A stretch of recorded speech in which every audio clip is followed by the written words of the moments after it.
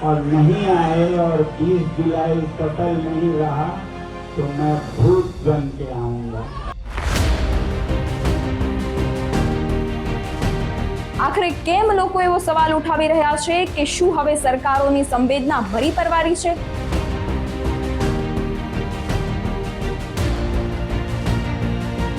I request Jain ji, please be united and support Sonam Wangchuk.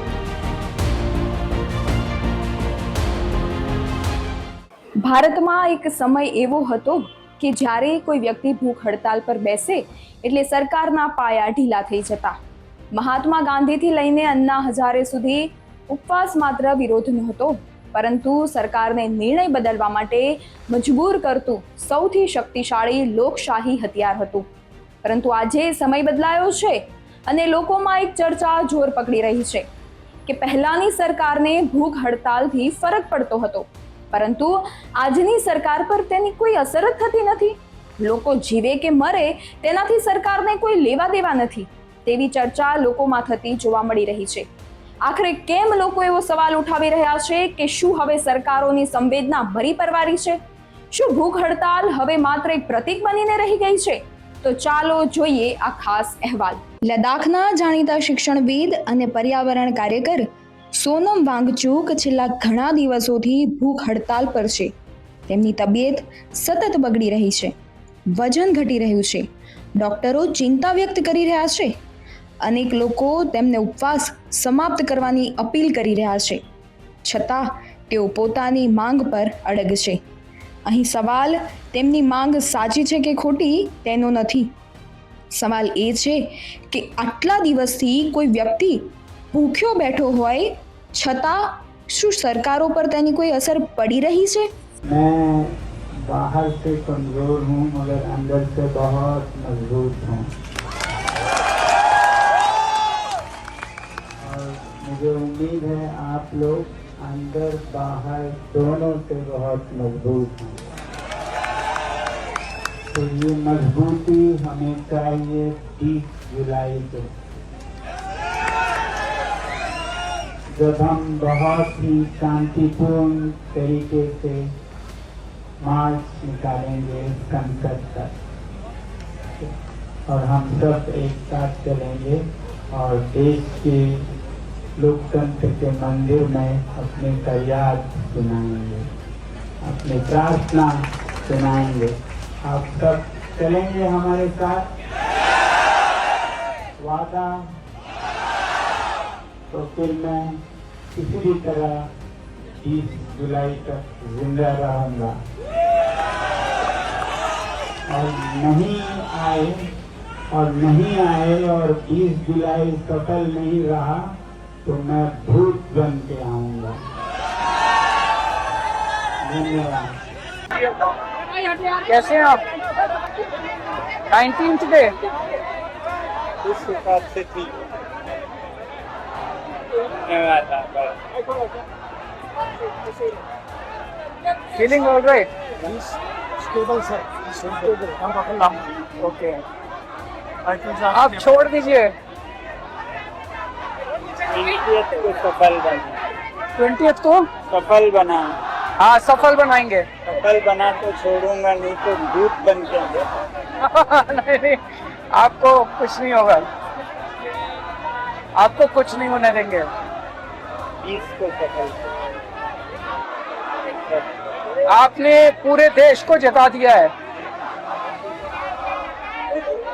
वो तो पता नहीं मगर पूरा देश खड़ा हो गया। ऐसा लग रहा आपको? नहीं तो बात, पर ये लोग बहुत ढीठ हैं, ये मानेंगे नहीं। इसीलिए 20 जुलाई तो संख्या बढ़े तो डायरेक्ट डेमोक्रेसी हो। हाँ, डायरेक्ट सड़क संसद से बड़ी हो, ये चाहूंगा हो ना हो। We are really proud of you.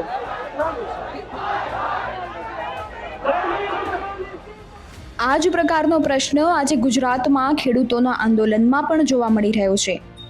વીજ લાઇન વળતરના મુદ્દે ખેડૂતો લાંબા સમયથી વિરોધ કરી રહ્યા છે. પહેલા ઉપવાસ, પછી સત્યાગ્રહ અને હવે 365 ગામોના હજારો ખેડૂતો રસ્તા ઉપર ઉતરી વિશાળ પદયાત્રા કરી રહ્યા છે.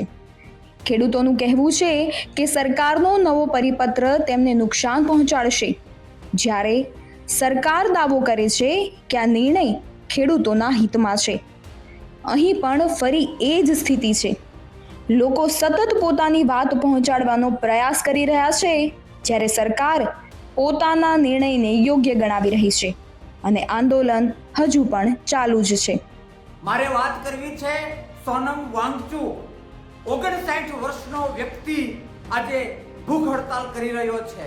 પોતાના કેરિયર માટે નહીં, પૈસા માટે નહીં, ચહેરો ચમકાવવા માટે નહીં, ગ્રોઈંગ જનરેશન માટે અને ગ્રોઈંગ જનરેશનની એજ્યુકેશન ક્વોલિટી માટે. આઈ રિક્વેસ્ટ જૈનજી, please be united and support Sonam Wangchuk.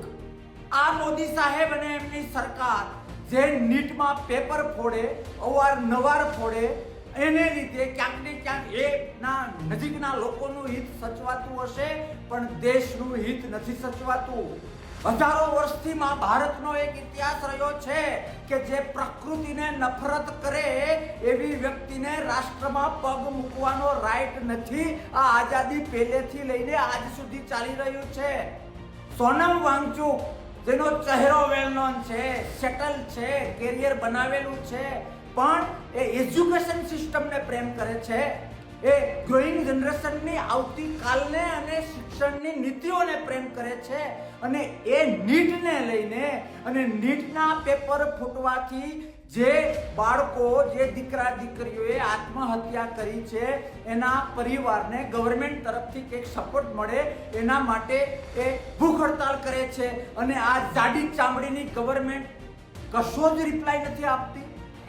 આ વાત કોઈ એક સરકારની નથી, આ સવાલ આખી લોકશાહી વ્યવસ્થાનો છે. કારણ કે જો કોઈ વ્યક્તિ પોતાનું શરીર દાવ પર મૂકી દે, પોતાના જીવની પણ પરવા ન કરે અને છતાં પણ સત્તા સુધી તેની વાત અસરકારક રીતે ન પહોંચે, તો પછી સામાન્ય માણસ પાસે બચે શું? શું હવે લોકો પોતાની માંગ સરકાર સુધી પહોંચાડવા માટે નવો રસ્તો શોધશે? શું હવે સોશિયલ મીડિયા, જન આંદોલન, કોર્ટ કે ડિજિટલ અભિયાન ભૂખ હડતાલ કરતા પણ વધુ અસરકારક બન્યા છે? કે પછી સરકારો એટલી મજબૂત થઈ ગઈ છે કે હવે ઉપવાસ તેમને અસર જ કરતો નથી? આ સવાલો માત્ર સોનમ વાંગચુક, ગુજરાતના ખેડૂતો કે જીડી અગ્રવાલના નથી. આ સવાલ ભારતની લોકશાહીના ભવિષ્યનો છે. તમને શું લાગે છે કે શું ખરેખર સરકારોની સંવેદના મરી પરવારી છે, કે પછી વિરોધ કરવાની જૂની રીત હવે સમય સાથે બિનઅસરકારક બની ગઈ છે? કમેન્ટમાં તમારો અભિપ્રાય જરૂર જણાવશો અને આવી જ રસપ્રદ માહિતી માટે ખેડૂત પોથીના YouTube ચેનલને સબસ્ક્રાઇબ કરશો તથા Facebook અને Instagram પર ખેડૂત પોથીને લાઈક, શેર અને સબસ્ક્રાઇબ કરો.